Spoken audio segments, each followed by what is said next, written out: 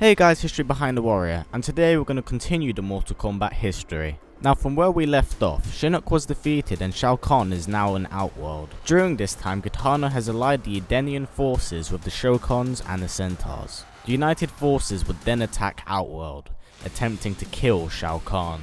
During the battle, Shang Tsung and Quan Chi would form the Deadly Alliance. The two had planned in order to succeed in resurrecting the undead army of the Dragon King Onaga, who was the previous ruler before Shao Kahn. They would have to eliminate Shao Kahn and Liu Kang. The two would succeed in eliminating both of them, with Shang Tsung absorbing Liu Kang's soul. During the battle between Outworld and the Edenian joint forces, Goro was apparently killed, but the real truth is, Goro was saved by Shao Kahn.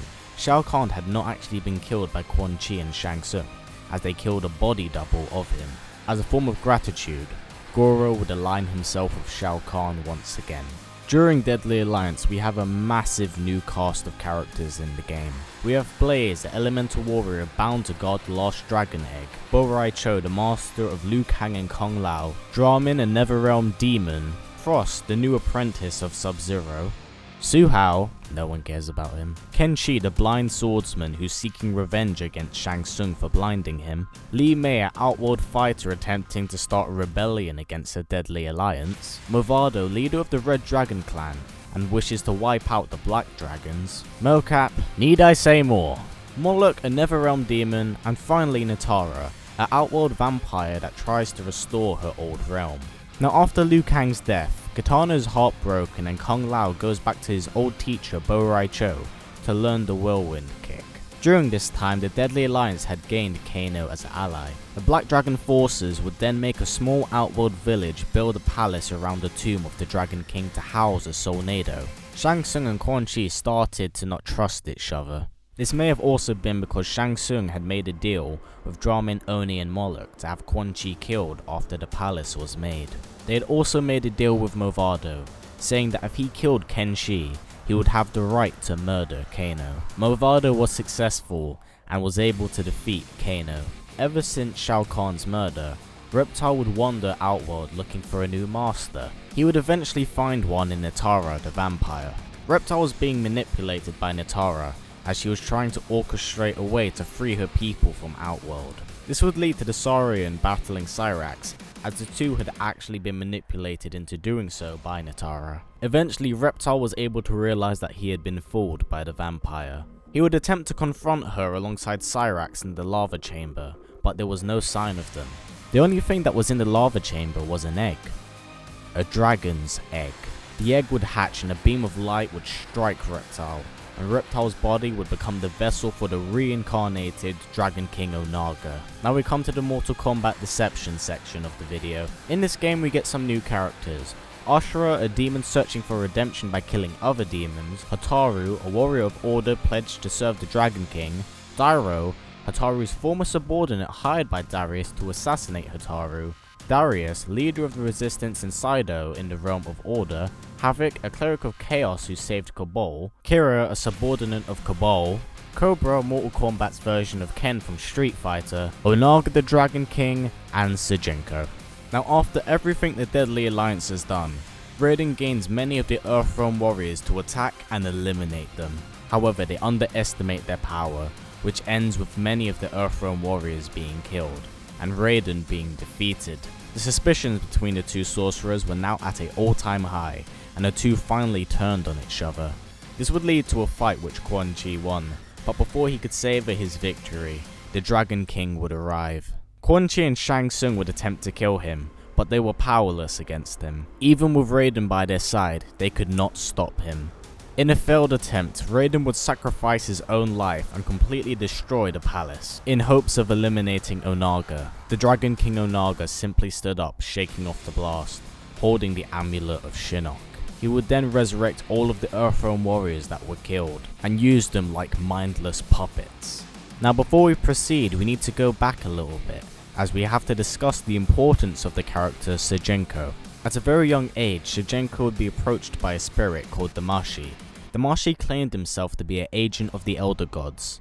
Damashi then told Shujinko that he was trying to find a mortal who had the courage and potential strength to undertake a quest for the Elder Gods. Shujinko, out of arrogance and curiosity, would accept this. The boy would then travel to 6 different realms to gain Kami Dogus from each: Earth Realm, Nether Realm, Chaos Realm, Outworld, Order Realm, and Edenia.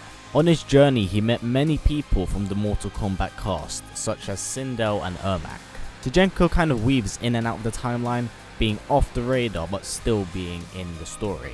Eventually, the boy would gather all 6 of the Kami Dogus. Shujinko would travel to the Nexus, where he would present the Kami Dogus to the Elder Gods. Damashi would congratulate the boy, and then betray him, revealing that he was Onaga all along, and take the Kami Dogus for himself. The reason Onaga wanted these Kami Dogus was to unite them and have himself become the one being, an entity so powerful he could merge any of the realms without needing the Elder Gods or the Mortal Kombat tournament. His power would rival the gods. During this time, Raiden would come back, but there was something different about the god. He was much darker and less forgiving. Shujinko knew that to make right of what he's done, he would have to be the one to defeat Onaga. He would travel to the realms to battle the best warriors possible in order to gain knowledge and experience. During this time, Ermac had aligned himself with Liu Kang, and the two had planned to free the Earthrealm warriors that were enslaved by Onaga. With Shujinko's training now finished, he would travel to Outworld and gain many of the powerful warriors in one location. Then, using his magical abilities Onaga had given to him during the years they were together, Shujinko reached out for the warrior's essence, combining their power to supplement his own. Shujinko would then use all of their power in order to defeat the Dragon King Onaga. With the assistance of Ermac and Liu Kang, they were able to free the Earthrealm warriors that were under the influence of Onaga. With the Dragon King now defeated, Nightwolf would then bound Onaga's soul to the Netherrealm, trapping the Dragon King. Although Onaga had been defeated, the battle was not yet over. In private, Princess Kitana would be approached by Blaze and told him of the coming battle of Armageddon, saying that this would be the final battle. Now we are at Mortal Kombat Armageddon. Now there's a lot of stuff in this that's canon and not canon, with most of the conquest kind of being scrapped. So I will talk about this up to a certain extent. In this game we're introduced to 2 new characters, Tavern and Dagon. The 2 of them are brothers, being half Edeni and half god, and the sons of Argus. The 2 sons are destined to save the realms from Armageddon, but Dagon strives away from this path and joins the Red Dragons. Taven on the other hand wishes to fulfill his prophecy and save the realms. As such, the 2 brothers become rivals, with Taven trying to get back his brother and Dagon wishing to kill him. During the events of Armageddon, it seems that Raiden has sided with Shao Kahn. This would lead to a plan with Fujin and Kung Lao, planning to save the Thunder God or eliminate him. Taven is still searching for his brother Dagon, and Dagon is siding himself with the likes of Shinnok and even Quan Chi. When Taven finally confronts Dagon, he realizes that his brother has changed. This would eventually lead to Taven finally confronting Dagon in a battle. After Taven defeated his brother, Blaze would approach him and tell him the true purpose of his quest. Blaze told Taven that he had to fulfill his obligations, but Taven answered that the quest had destroyed his family. Blaze went on to explain that all the warriors were engaged in mortal combat at the foot of the pyramid, and if they weren't stopped, they would bring Armageddon.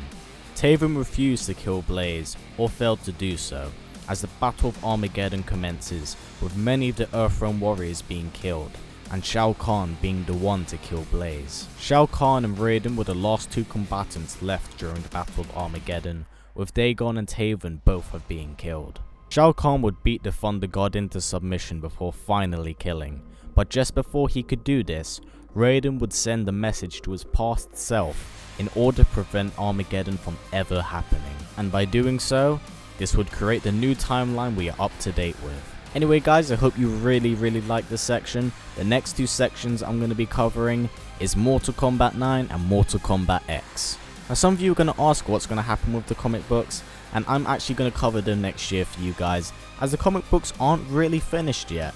Anyway guys, stick around for Boxing Day as it's going to be the final part, and then I'm going to tidy it up. After that, I'm going to take a week off as I can learn more stuff about Street Fighter, and when I think I'm ready, I'm going to release the new series. Anyway guys, as always, please comment, like, subscribe, have an awesome Christmas, and I will see you guys next time.